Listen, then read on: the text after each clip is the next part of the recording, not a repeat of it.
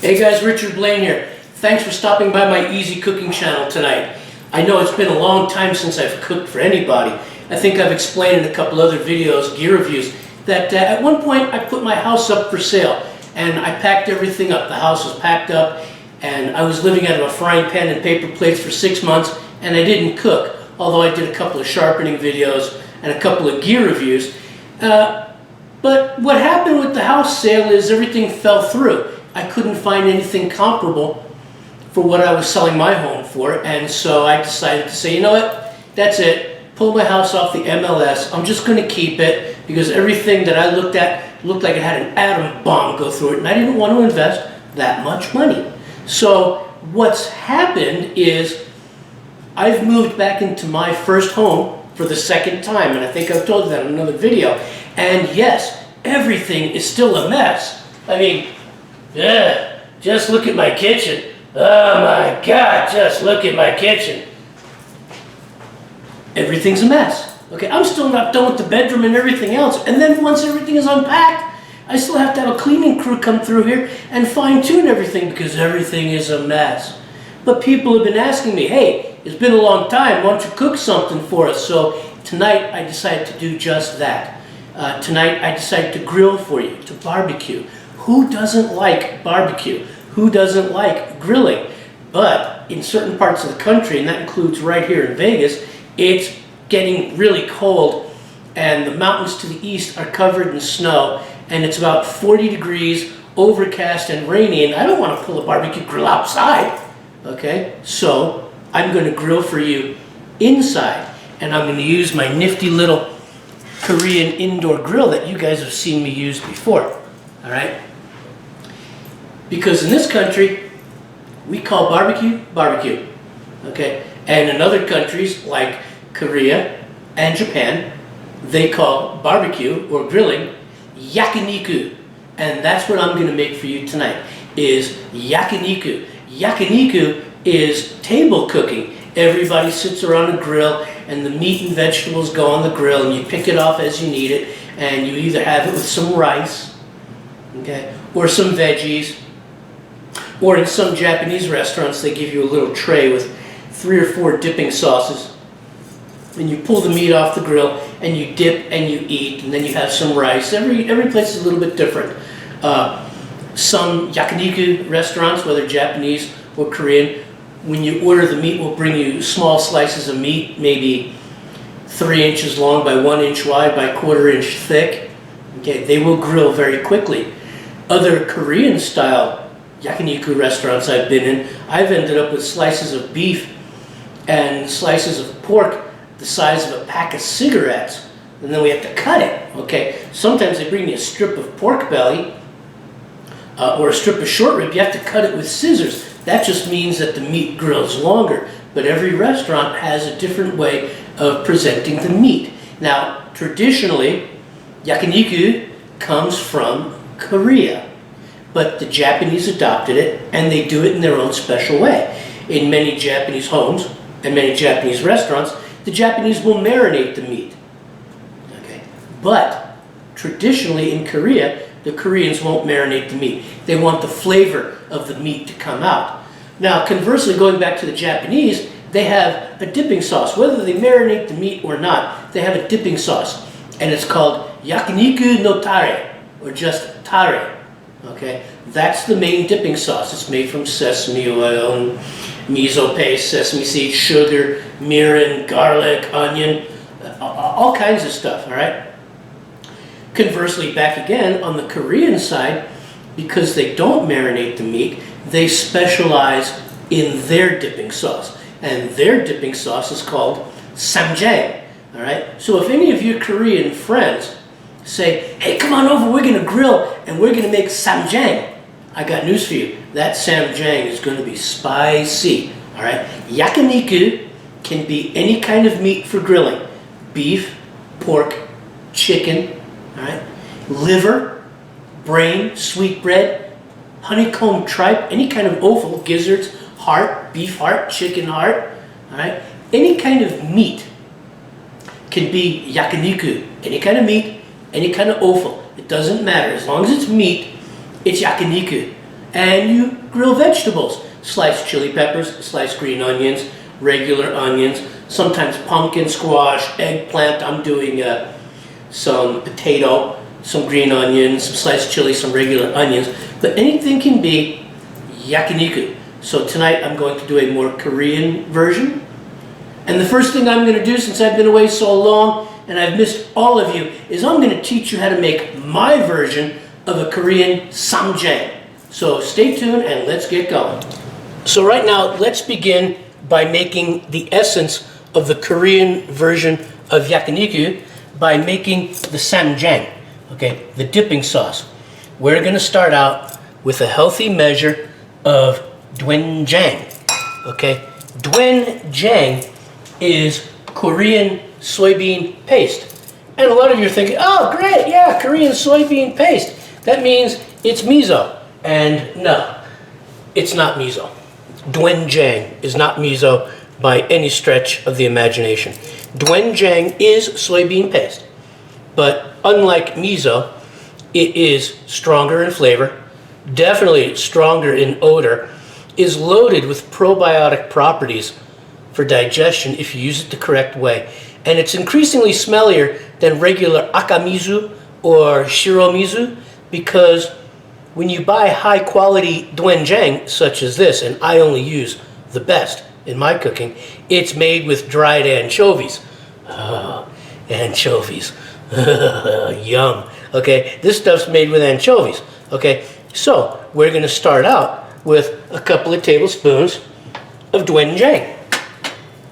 And to that, we are going to add some Korean red pepper paste, gochujang, okay, gochujang, fermented red chili paste.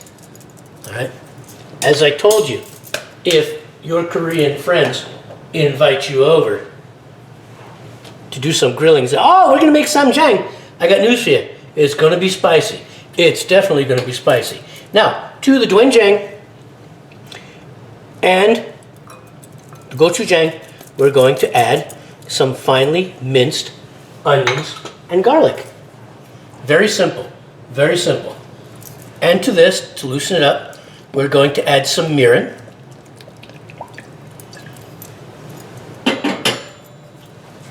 And to the mirin, we're going to add some sesame oil.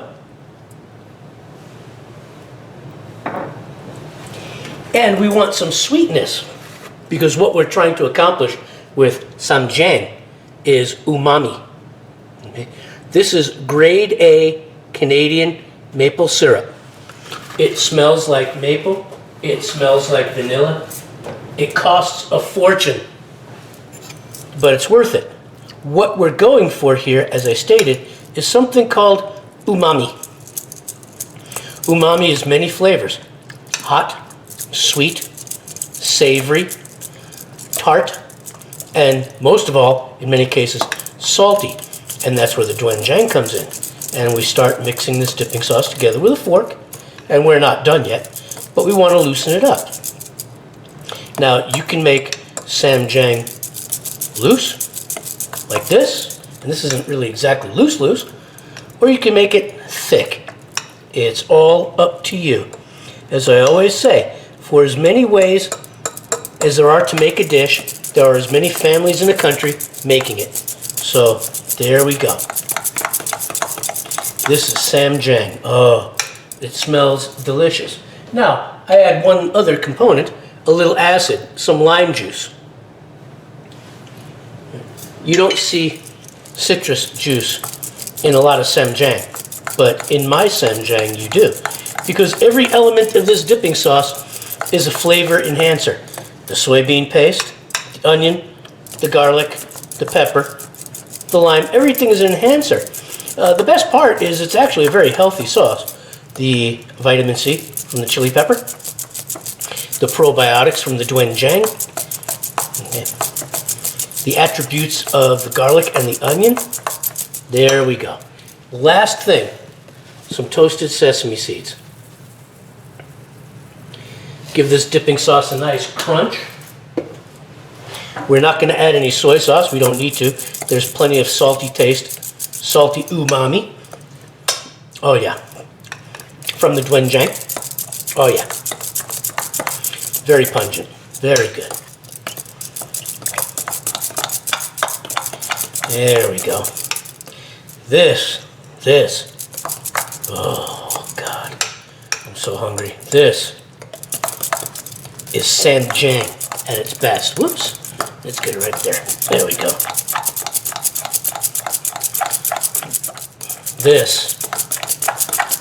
This, oh my God, it smells so good. This is Ssamjang at its best. There we go. All done. Now, what I'm going to do with this Ssamjang,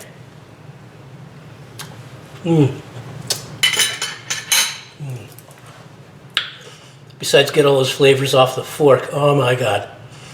What I'm going to do, because this Ssamjang has been mixed together, I'm going to put it in the refrigerator and let the flavors marry for about an hour. And in that time, I'm going to slice some beef, some chicken, and some pork to get ready to grill for you. So hang on tight. I'll see you in about an hour. Guys, the Ssamjang has been marrying in the refrigerator for about an hour, and now it's time to start grilling some meat. So right here, I'm grilling some beef. Now this particular cut of beef, many of you might not be familiar with. Many of you might not have ever used this particular cut of beef. But this beef that I'm using here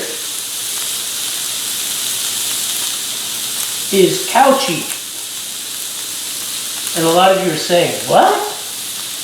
Cow cheek? And I'm going, yeah, cow cheek. All right? This is the cheek of a cow, what I'm grilling right here. And in the corner, I'll grill some onion. And I'll grill some chili pepper. There we go. The vegetables will probably take a little bit longer. Maybe a green onion. But yes, what I'm grilling right here is the cheek of a cow.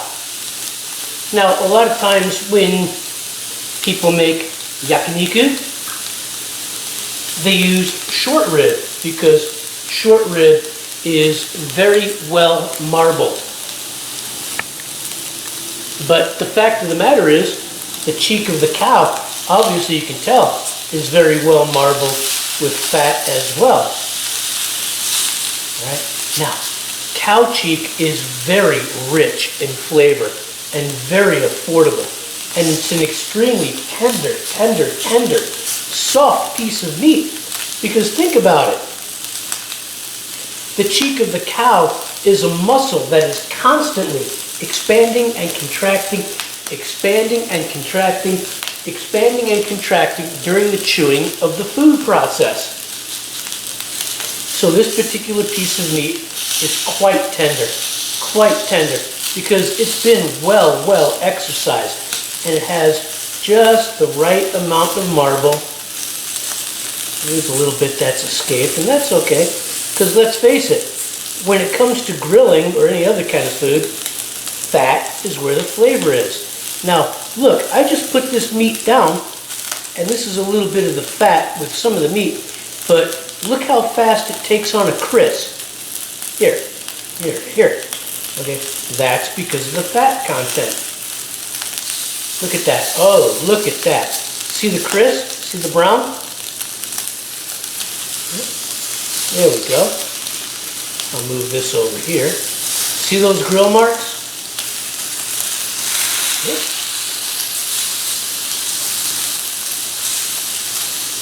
And I'll move another straggler over here. There we go. Look at those grill. There we go. There's another straggler. Look at those grill marks. Right. This is grilled meat at its finest. Cow cheek. If you've never had cow cheek, you got to get you some cow cheek and do some grilling. This stuff is fantastic. Tender. Flavorful. Okay. The vegetables are actually going to take a little bit longer than the meat. Yep, they are. So I'm going to continue grilling this cow cheek. Oh, delicious. And then we're going to go for some chicken, and then we're going to go for some pork, and I'll see you in a little bit. There you have it, guys. There is some grilled cow cheek. Look at those marks. Look at those marks. Look at that crisp. And what I'm going to do is I'm going to take it off because it is done. And I'm going to layer it on one side of the plate. Oh, this is going to be delish. Actually, pull this up. And pull this up. And pull this up. And next up, we're going to grill some chicken. This here is chicken thigh, the dark meat. I don't like doing chicken breast. I think chicken breast is boring and dry. The dark meat, the dark meat is where the flavor is. And so I'm doing some boneless, skinless chicken thighs. We're going to get this going and get those veggies going. And I'll see you in a little bit. All right, guys, this here is the grilled chicken yakiniku. Look at that, nice and golden brown. Nice grill marks. Very thin chicken, a little bit under 1/4 of an inch. But look at how golden that is. And I'm going to take that and I'm going to layer it on this side of the plate. Then I've got these grilled chilies. I'm going to put on the veggie side of my plate, which you will see at the end of this video. And right now, I'm going to grill some pork. Because as I stated, yakiniku can be any kind of meat. Beef, chicken, pork, offal, it doesn't matter.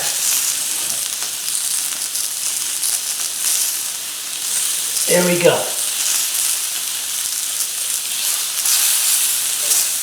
And I'm going to line it up. Oh, look at that.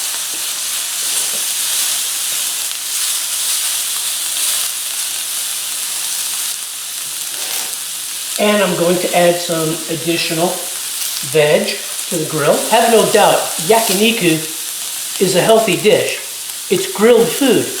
It doesn't get any healthier than grilled food. There we go. It doesn't really get any healthier than grilled food. Some more onion. And I'll be back in a little bit, so hang on tight. All right, and here we are. Grilled pork. Grilled pork yakiniku. Look at those grill lines. Oh my God. Look at those grill lines. Look at those grill lines. And look at the veg. Grilled veg. Grilled onion. Grilled chili. I'm going to plate this. And then we're going to have a good look. And then I'm going to have my dinner. But take a look at that grilled meat. Oh my God. Look at that grilled meat. Just fantastic. And look at those grilled veg. Green onions, the chili. Alright. I'm going to turn off the heat. I'm going to plate this up and then we're going to take a look. There it is, guys. Korean yakiniku. Okay? Korean grilled meat with Ssamjang dipping sauce. Okay? This is what it is.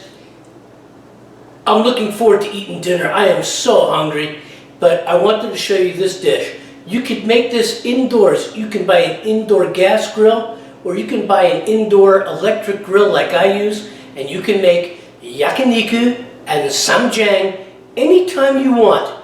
So I want to thank you for stopping by. It's been a long time since I've cooked for you. I've looked forward to this. I'm so glad that I got to do this. I hope you make this recipe, share it with your friends, and please let me know what you think. Welcome back to Mr. Easy Cooking's Kitchen, and I'll see you on the next video. Take care.